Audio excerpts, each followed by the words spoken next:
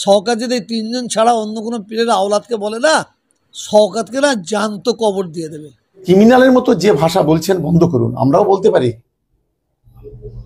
হয় বন্ধ করবেন, না হলে এর পরে খাতা খুলে দেবো। আপনার খাতা আমার পকেটে আছে, আপনি কি করেছেন না করেছেন, কোথায় কি সুবিধা নিয়েছেন, সব বলে দেবো। একদম মুখ খোলাবেন না। আমরা আপনাদের মতো অত নিচু মন আমাদের নয় যে আমরা হুটহাট করে কারোর সম্পর্কে কোনো কথা বলবো।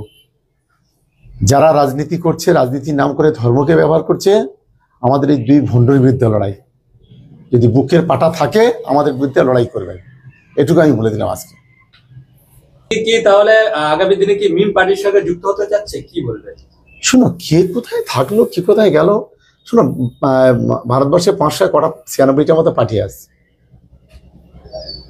তাই হচ্ছে তাদের মধ্যে একটা কোথায় গেল, মিমে গেল, কি আইএসএফ এ গেল, কি বিজেপিতে গেল, কি সিপিএম এ গেল, কে কোথায় যায়, কে কোথায় খায়, কে কোথায় দেখে, ওসব আমরা দেখি না। আমরা একটা নীতি, একটা আদর্শ, মমতা বন্দ্যোপাধ্যায়ের আদর্শ, অভিষেক বন্দ্যোপাধ্যায়ের নীতি নিয়ে আমরা চলি। আমরা এই নীতি, নৈতিকতা, আদর্শ, তৃণমূল কংগ্রেস আদর্শ নিয়ে চলি। ফলে এরা তো সেই সকালে একরকম আর বিকালে একরকম। 10 বছর ধরে মমতা বন্দ্যোপাধ্যায়ের গান গাইবো, আর 10 বছর পরে হঠাৎ করে মমতা বন্দ্যোপাধ্যায়কে গালাগালি দেবো, এই কালচার আমাদের নয়। আমিও বলবো যে ভদ্রভাবে কথা বলুন, ভদ্রভাবে লড়াই করুন, আমরাও ভদ্রতা দেখাতে পারবো। আপনি অভদ্রতা করলে আমরা অভদ্রতা করব, সেটা আপনাদের সম্মানটা ভালো যাবে না। আর ওদিন শেষ হয়ে গেছে। আপনি এই ভক্তর কথা বলছেন না, ভক্ত আমরাই ভক্ত, আমাদের ছেলেরাই ভক্ত, আমাদের লোকেরাই ভক্ত। কিন্তু কেউ যদি রাম রহিম বাবার মতো যদি আচরণ করে, এটা কোনোদিন ভক্তরা মেনে নেবে না। এটা মনে থাকা উচিত। যেন এটা খুব ভালোভাবে সম্মানের সহিত বলছি, সতর্ক হওয়ার জন্য বলছি, আর অনুরোধও করছি, সাবধান হওয়ার জন্য বলছি, অনুরোধও করছি।